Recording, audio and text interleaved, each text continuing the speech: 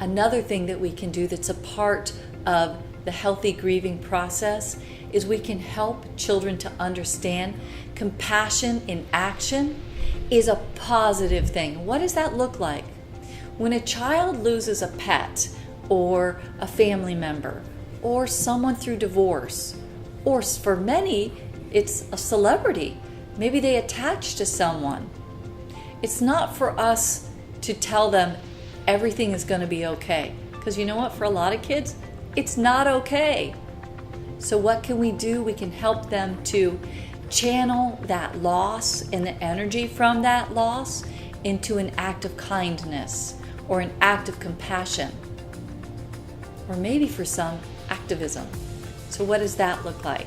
That looks like, hey, I remember that my friend that died, he loved trees. So let's go plant a tree, or let's go plant a butterfly garden, or let's go do a random act of kindness for that other person in the name of that other person. You know, for me, I remember, so my son died 10 years ago. His name was Austin. And when on the anniversary of his passing a few years ago, I sat there and I kind of stitched together a little bit of everything that was Austin. So what did I come up with? Austin loved Africa. Austin loved gardening. Austin had a soft spot for children, other children who were left alone. I took very specifically those things that Austin liked and we put them all together. And then I sat on it and I meditated on it, and for me, I prayed on it. And I thought really hard about what could I do that would bring together all of those key elements. You know, here in the States, we're very quick to act.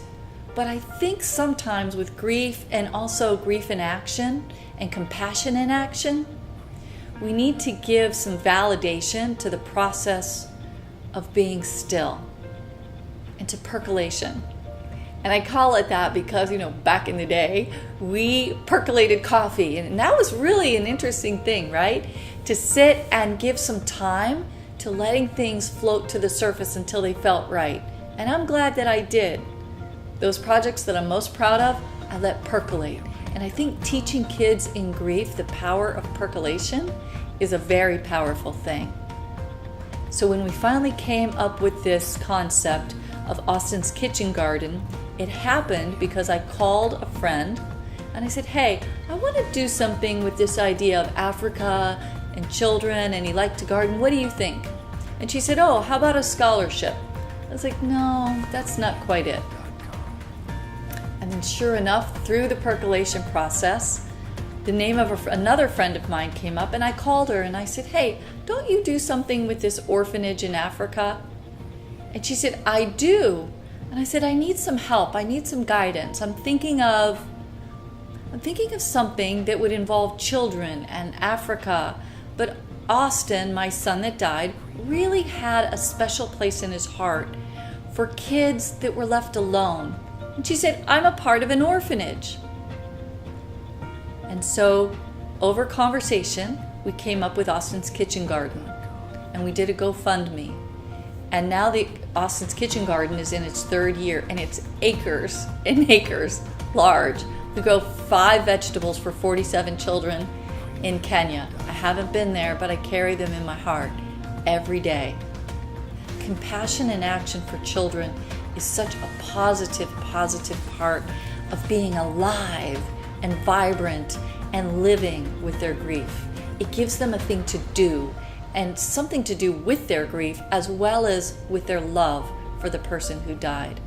So I don't know what each individual child's advocacy issue is or activism project would be, but I think it's powerful to give them opportunities to explore what that looks like.